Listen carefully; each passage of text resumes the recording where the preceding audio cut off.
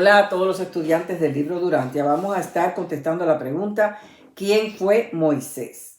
En el documento 96 por las secciones 3, 4, 5. La evolución de los conceptos e ideales hebreos de un creador supremo data de la partida de los semitas de Egipto bajo la dirección de ese gran líder, maestro y organizador, Moisés. La madre de Moisés era de la familia real de Egipto. Su padre era un oficial de enlace semita entre el gobierno egipcio y los cautivos semitas beduinos. Moisés poseía, por lo tanto, cualidades derivadas de fuentes raciales superiores. Su linaje estaba altamente mezclado, por lo que no se puede definir un solo grupo racial en él.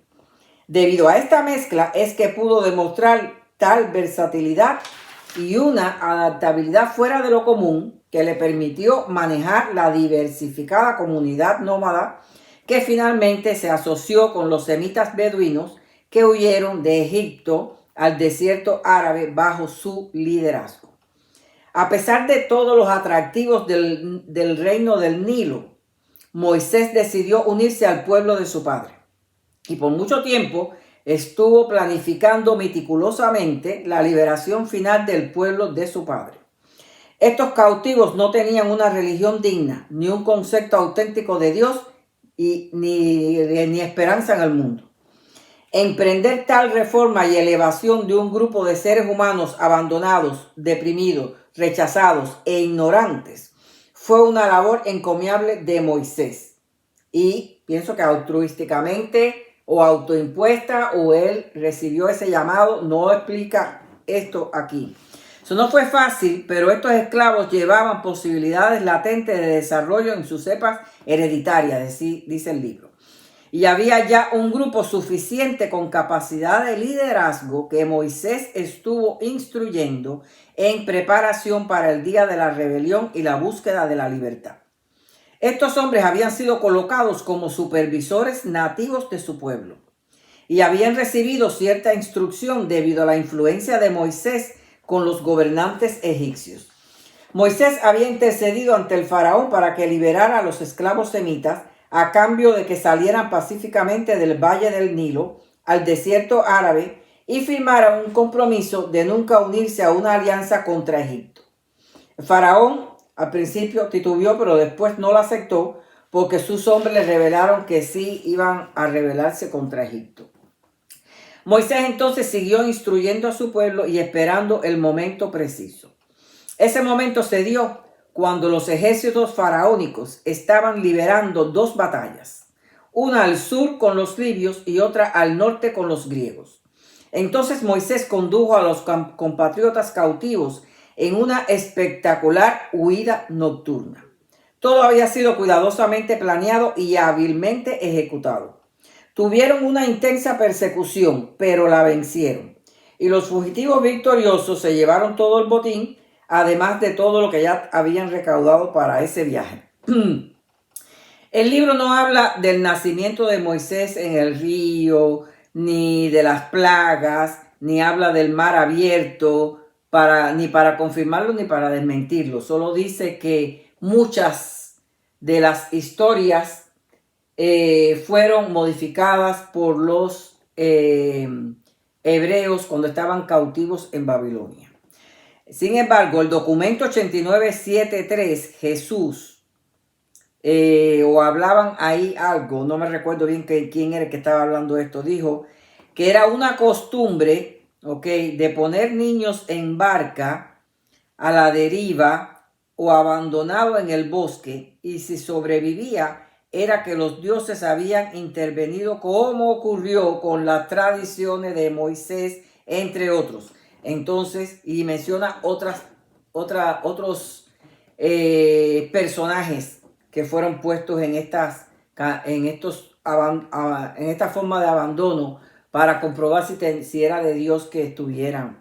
Entonces, deducimos que a lo mejor hubo algo de eso, pero no lo confirma ni lo desmiente. Pero sí hay una parte en el documento 8973 que habla algo sobre esto.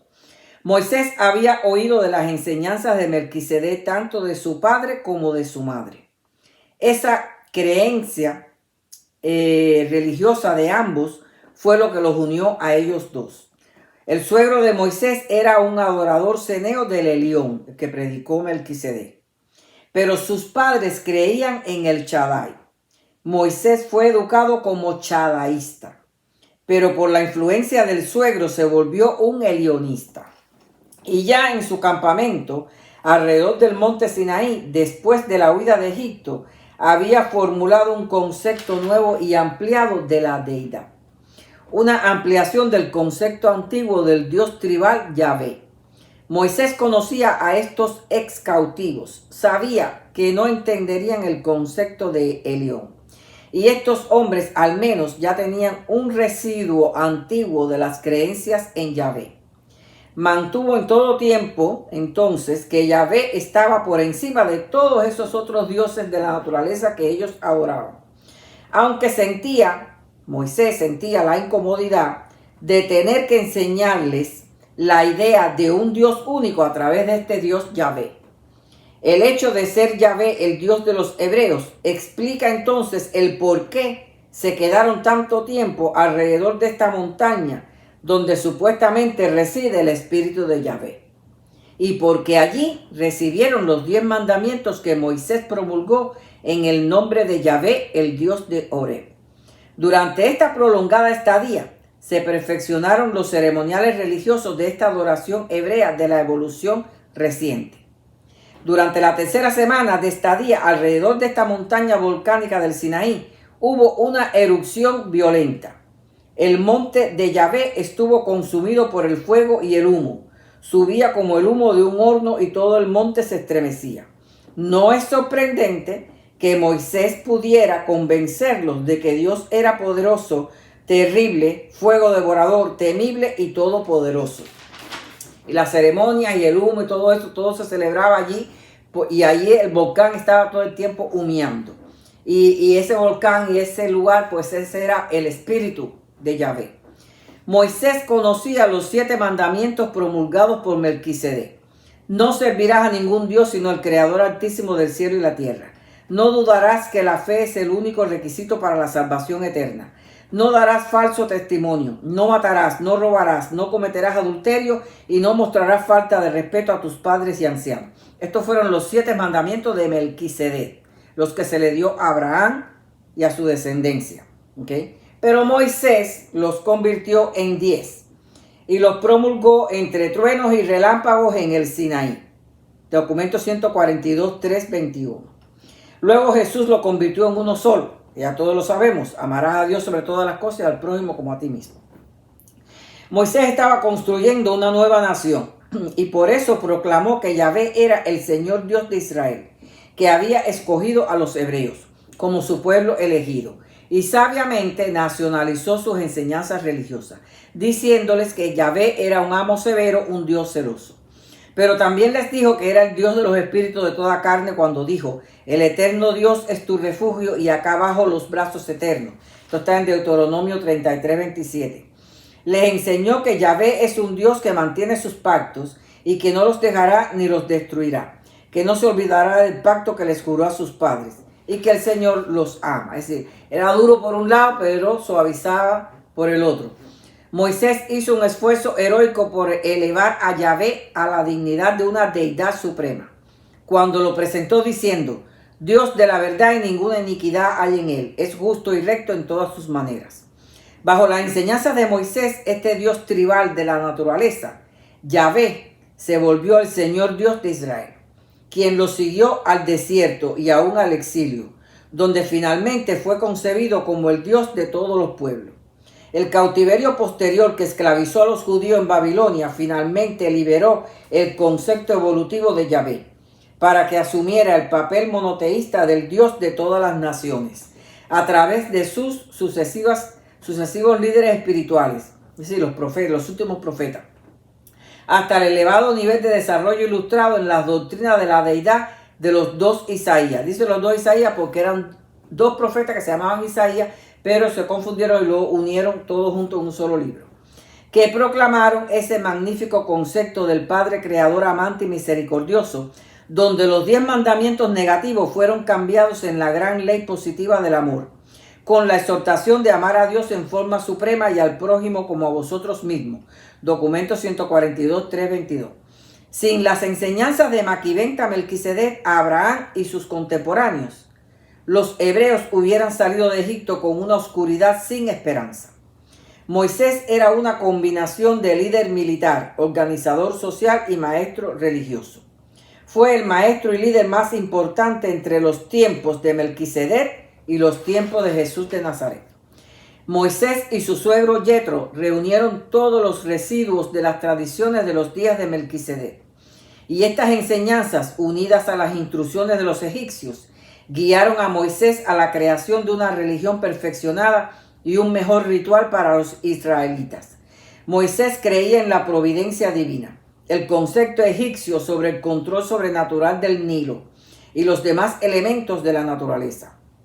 Pero tenía una gran visión de Dios y era totalmente sincero al enseñarle a los hebreos que si obedecían a Dios los amaría, los bendeciría y los multiplicaría. Y les decía, acuérdate del Señor tu Dios porque Él es el que te da el poder para hacer la riqueza. Trató de hacerles ver lo vano de los ídolos diciéndole, ninguna figura vistes en el día que vuestro Dios os habló en Horeb. Era un pueblo ignorante y duro para enseñarle las verdades misericordiosas de Dios. Por eso Moisés los atemorizaba. Por eso les dijo que solo se volverían el pueblo elegido de Dios a condición de que cumplieran todos los mandamientos. Cuando Moisés murió, estas tribus buidinas recayeron rápidamente en las ideas de los dioses antiguos. El libro no dice nada del maná del cielo, ni del calzado que crecía en ellos, ni de las tablas de los mandamientos escritos en piedra, pero tampoco lo desmiente. Pero Jesús dice algo y lo menciono al final. Josué trató de mantener el concepto de Yahvé haciendo que se proclamara, así como estuve con Moisés, estaré contigo, no te dejaré ni te desampararé. Y se vio en la necesidad de predicar un evangelio severo por la incredulidad del pueblo. Moisés fue un genio religioso de la era post-Melquisedec. Fue el líder de los beduinos levantinos que huyeron de la cautividad. Fue fundador de la religión hebrea. Enseñó el monoteísmo diciendo, oye Israel, el Señor nuestro Dios, el Señor uno es. No hay otro fuera de él. Intentó persistentemente desarraigar los vestigios del culto de los fantasmas de su pueblo, llegando hasta prescribir la pena de muerte para sus practicantes. Otras reformas fueron prescritas, como por ejemplo, en aquella época se llevaba a cabo sacrificios humanos. Moisés inauguró un sustituto de esto llamado el rescate. Mediante este sistema, en vez de sacrificios, se pagaba al sacerdote una tarifa establecida. Pronto dejaron de matar a los primogénitos. Otra costumbre fue manchar de sangre el quicial de la puerta para proteger a los primogénitos. Maquiventa Melquisedec había ofrecido el sacramento del pan y el vino para cambiar el sacrificio de sangre, que después Jesús lo confirmó, pero los hebreos nunca lo asumieron. Había en la época de Moisés diferentes sacrificios humanos para los cimientos de una construcción, sacrificio de una virgen, hacían los cimientos y mataban al primogénito y lo enterraban. Lo mataban, no, yo creo que lo enterraban vivo ahí dentro de los cimientos de una edificación. Hacían sacrificios de niños, ritos de bebé de sangre, y aquí para sustituir todo esto se quedó el sacrificio de animales. Pablo creó un nuevo culto estableciendo que Jesús fue el último sacrificio, la sangre del pacto eterno, y puso así fin a la doctrina de todo sacrificio de sangre.